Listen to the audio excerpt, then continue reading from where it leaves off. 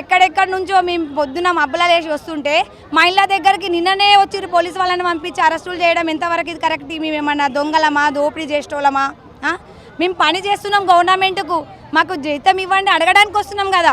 ధర్నా చౌక్లో ఎవరైనా చేసుకోవచ్చు అని పెట్టిందే కాంగ్రెస్ ప్రభుత్వం.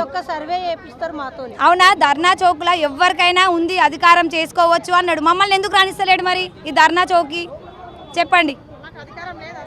మేము కూడా ఇక్కడ వాళ్ళమే, మాకు కూడా ఒక హక్కు ఉంది, మేము అడిగే హక్కు ఉంది. మాకు ప్రతి సమస్యలు ఇప్పటి వరకు గవర్నమెంట్ కావచ్చు, అట్లనే మంత్రి కావచ్చు, అట్లనే ఎమ్మెల్యేలు కావచ్చు, ఇప్పుడు చెప్తే ఏమంటున్నారు అసలు?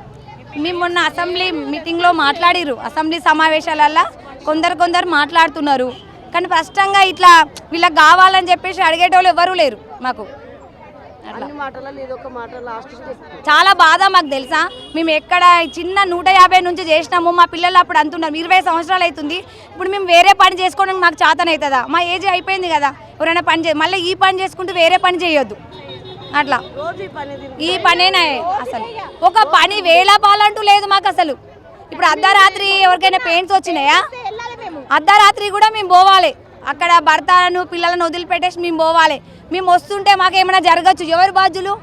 మేము ఇప్పుడు వాళ్ళను హాస్పిటల్కి పోయి తోలిచి వస్తాం, రాత్రి డెలివరీ అయిపోతారు, మేము వస్తుంటాము. మమ్మల్ని ఎవరు పట్టించుకున్న నాదులే లేడు. అట్లా చాలామంది కూడా చనిపోయారు, మస్తు మంది ఆశాలు కూడా ఎక్కడెక్కడో చనిపోయారు. వాళ్ళకు కనీసము ఇట్లా వచ్చి చూసిన వాళ్ళు కూడా లేదు, రూపాయి కూడా ఎవరు ఇయ్యరు పాపం మట్టి ఖర్చులకు.